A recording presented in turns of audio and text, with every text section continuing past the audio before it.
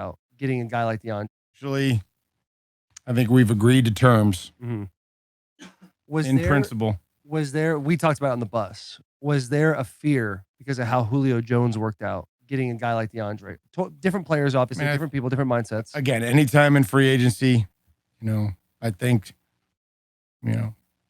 you have to have some working knowledge of the player, who they are as a person, who they are in the building, whether one of your coaches coached them, whether you knew them,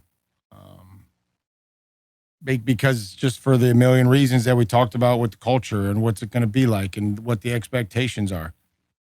Sometimes free agency is great. Sometimes, it's not. So there's always things that you have to be careful of, that just spend a lot of time with these guys before you draft them, whether it's combine, Zoom, spend a day with them here in town where you bring them in, or you go work them out on their campus. And you just don't have that sometimes in free agency unless you've been with them. So we've got some coaches on staff that have been with Hop, me included. So, and we obviously feel good about it. Yeah. He's obviously a stud player, but was there any hesitation given some of the high profile free agents you've signed in the past that didn't necessarily work out?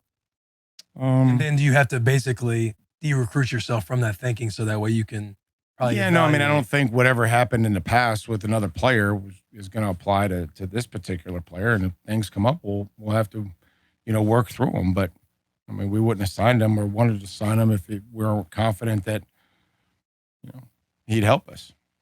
Did you talk to him about blocking? We've seen the Houston tape. I can see in the team meeting now. Yeah. I think that. What are we doing here? Again, you get what you emphasize. You get what you emphasize. Yeah. And I think that, I'm confident that he'll do what we ask him to do. And certainly that's not going to be his number one job is the block.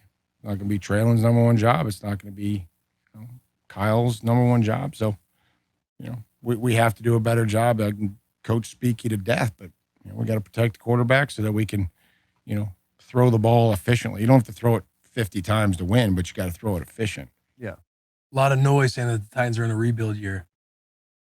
I don't ever think that in this league. I don't. I'm never going to believe that. I think that our guys will prepare, our guys will fight, our guys will. I think we got a chance to beat anybody. How do you feel like this roster is different this year than has been Well, we had to move on from veterans. You get to a point where that's what happens in this league. Whether it's me getting traded to Kansas City, going into my 13th year, or having to move on from some players or making decisions. That's how this thing goes, and everybody's aware of it. So I think that's the first thing. We've got some veteran players that I've been with for, the 5 years that I've been here that we had to move on from, and other players as well. So I think that's probably the biggest, will be the biggest difference. But every year's there's always change every year. When you were when the whole AJ Brown thing was going down, he was in contract negotiations. You had a press conference saying, as long as I'm the head coach, AJ Brown will be on this team. And then all of a sudden, he's obviously on the Eagles. Sure. What was that? Well, obviously, as the head coach, you want every player that you think can help you win on the team. And certainly had a great relationship and still have a relationship with AJ. Yeah. But then sometimes in the business of professional sports, things go a different direction. And that's where they went. Happy for AJ, happy for his family. And, we got compensated, and now we'll have to, keep doing it without him, just like we tried last year. What's the war room like in a situation like that when that night is unfolding and happening? Obviously, they have cams in there. They try and capture reactions, but what's it like in that kind of situation? A lot of those conversations. You want to put some ice on that or something? You all right? Tendonitis. Yeah. I should have brought my knee sleeve. That the new, the Monarchs, man. You got to be ready to go at any moment. You got some wide feet, brother. Yeah. And pizza feet.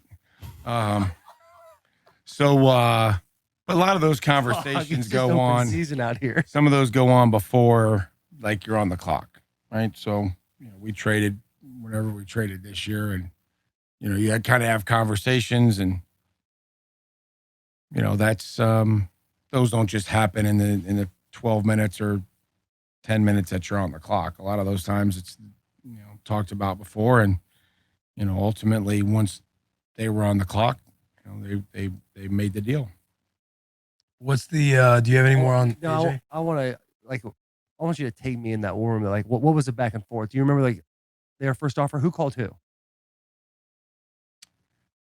I would say that everybody calls everybody in this league 2 weeks leading up to the draft. Yeah. I promise you. Coaches will talk. Coach starts at the combine. I think GMs will start calling each other. So to say like somebody called somebody, I don't ever buy that, because they all, are talking about, hey, you're willing to move up, you're willing to move back, and then you just start trying to, figure out where things may go, or players or draft picks, and then there's conversations all the way up to the draft, and then it's ultimately if we like the deal, we'll call you when we're on the clock. If does it usually happen where if the Titans are on the clock, are you guys more likely to receive calls or send out calls? Well, I think it's hard to send out calls when you're on the clock, because then you're probably, then you're pretty much, I don't know what kind of value you're going to get. Yeah, you just have to look and see what's on the board and see, what somebody's willing to come up and give you for a pick. All right. You know what I mean? It's like if we're sitting there at, 57 or whatever, and somebody has a player, they'll call a couple out like, hey, if our guy's there, would you guys be willing to move back? Sure. And then if they don't call, you assume that they're the player that they wanted got picked, and then it's like, well, who are you taking? Well, we're not, maybe we want the same guy. Yeah. And you play that game. So that's kind of how it works, in those later rounds. When you were leading up to the game against the Eagles, obviously you probably had a big emphasis on, they have a great receiving core. They have a great offense across the board. When you get in the game and you see AJ doing what AJ's doing, is there a part of you that's like, man, good for him?